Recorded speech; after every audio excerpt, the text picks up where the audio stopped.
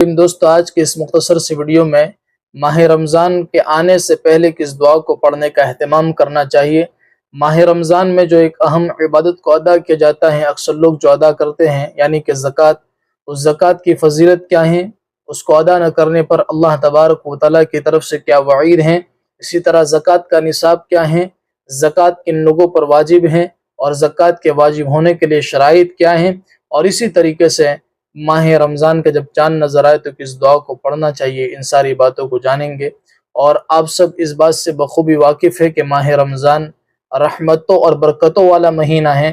اس مہینے میں اللہ تبارک و تعالیٰ جنت کے دروازوں کو کھول دیتے ہیں اور جہنم کے دروازوں کو بند کر دیا جاتا ہے اور شیاطین کو قید کر دیا جاتا ہے، اور اسی کا نتیجہ ہے کہ اس ماہ رمضان میں مسلمانوں کے دلوں میں عبادت کا شوق اور ذوق بڑھ جاتا ہے، نمازوں کا اہتمام کیا جاتا ہے، تراویح کا اہتمام کیا جاتا ہے، اور اسی طریقے سے افطار کے وقت دعاؤں کا بھی اہتمام کیا جاتا ہے، اور اسی طرح سحری کے موقع پر تہجد کا بھی اہتمام کیا جاتا ہے۔ اللہ تبارک و تعالیٰ سے دعائیں کہ اللہ تبارک و تعالیٰ ہمارے آنے والے رمضان کو قبول فرمائے اور نیک اعمال کرنے کی توفیق عطا فرمائے۔ تو اللہ کے نبی صلی اللہ علیہ وسلم رجب کے مہینے سے ماہ رمضان کی تمنا شروع فرماتے اور یہ دعا مانگتے: اللہم بارک لنا فی رجب و شعبان وبلغنا رمضان۔ اے اللہ ہمارے لیے رجب اور شعبان میں برکت عطا فرما اور ہمیں رمضان نصیب فرما۔ نبی کریم صلی اللہ علیہ وسلم 2 ماہ پہلے اس مبارک مہمان رمضان کا استقبال فرماتے، اور جو ہی شعبان کی آخری رات آتی تو آپ صلی اللہ علیہ وسلم اپنے جانثار صحابہ رضی اللہ عنہم کو جمع فرماتے اور ان کے سامنے رمضان المبارک کی اہمیت، افادیت، خصوصیت اور امتیازی حیثیت کا دلآویز تذکرہ فرماتے۔ آئیے ہم بھی اپنے اس مہمان مہینے کے استقبال کی تیاریاں شروع کر دیں، اپنے دلوں میں عبادت کا شوق پیدا کریں اور روزمرہ کی دعاؤں کا اہتمام کریں، بچوں اور گھر والوں کو رمضان کا شوق دلائیں۔ اس ماہ رمضان میں ایک اہم عبادت ادا کی جاتی ہے جسے زکوٰۃ کہا جاتا ہے۔ تو زکوٰۃ ایک فرض عبادت اور اللہ تبارک و تعالیٰ کا حکم ہے۔ زکوٰۃ کی ادائیگی کا اصل مقصد اللہ تبارک و تعالیٰ کی اطاعت ہے، لیکن اللہ تبارک و تعالیٰ کا کرم ہے کہ جب کوئی بندہ زکوٰۃ نکالتا ہے تو زکوٰۃ کی ادائیگی باقی مال میں برکت، اضافے اور پاکیزگی کا سبب بنتی ہے۔ اس لیے زکوٰۃ کو ذوق اور شوق سے ادا کرنا چاہیے، اس کو بوجھ نہیں سمجھنا چاہیے۔ زکوٰۃ کے چھوڑنے پر وعید، زکوٰۃ ادا نہ کرنے پر کیا وعید ہے؟ سورہ توبہ میں آیت نمبر 34-35 میں اللہ تبارک و تعالیٰ نے ان لوگوں کے لیے بڑی سخت وعید بیان فرمائی ہے جو اپنے مال کی کما حق کو، یعنی جیسا اس کا حق ہے اس حق کے مطابق زکوٰۃ نہیں نکالتے۔ ان کے لیے بڑے سخت الفاظ میں عذاب کی خبر دی ہے۔ اللہ تبارک و تعالیٰ کا ارشاد ہے: والذین یکنزون الذہب والفضة ولا ينفقونها فی سبیل اللہ فبشرهم بعذاب علیم۔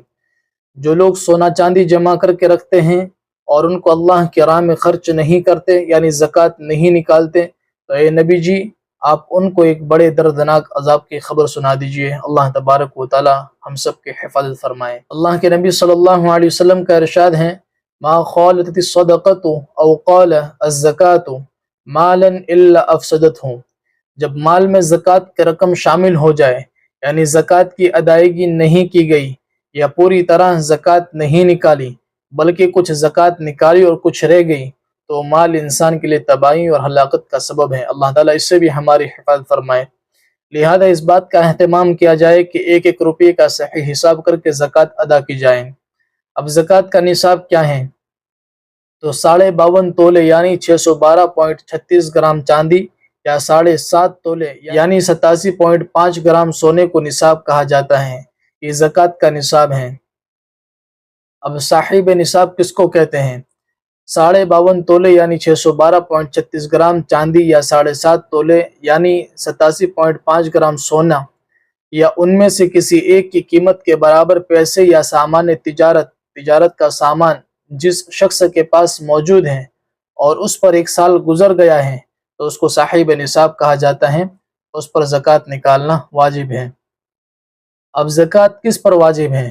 تو ہر وہ عاقل بالغ مسلمان جس کی ملکیت میں 52.5 تولے چاندی یا 7.5 تولے سونے کی قیمت کے برابر نقدی چاندی یا سونا یا مال تجارت موجود ہوں، اس پر زکوٰۃ واجب ہے۔ اگر صرف سونا ہو تو 7.5 تولہ پر زکوٰۃ واجب ہوتی ہیں۔ اگر کچھ نقد رقم، کچھ مال تجارت اور کچھ چاندی ہو یا ان میں سے کوئی 2 چیزیں ہوں اور ان کی مجموعی قیمت، ساری قیمت ملا کر 52.5 تولے چاندی کے برابر ہو جائے تو زکوٰۃ واجب ہوگی۔ جس دن آپ کی ملکیت میں مذکورہ نصاب کے برابر پیسے آ جائیں وہ دن آپ کے لیے زکوٰۃ کا دن ہے۔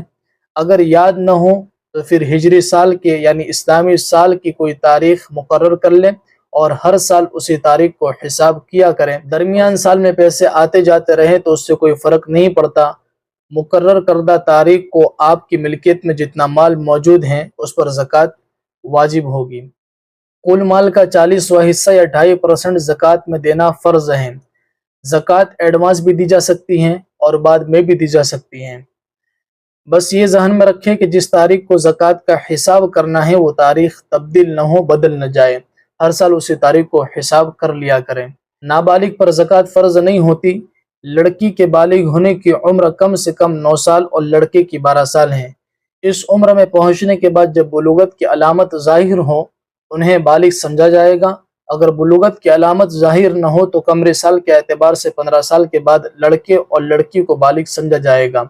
اگر اس سے پہلے بلوغت کی علامت ظاہر ہو جائے تو جب علامت ظاہر ہو اس وقت سے بالغ سمجھے جائیں گے۔ اب زکوٰۃ کے واجب ہونے کے لیے کیا شرائط ہیں؟ تو زکوٰۃ کے واجب ہونے کے لیے چند شرائط ہیں کہ مسلمان ہونا، بالغ ہونا، عاقل ہونا، صاحب نصاب ہونا۔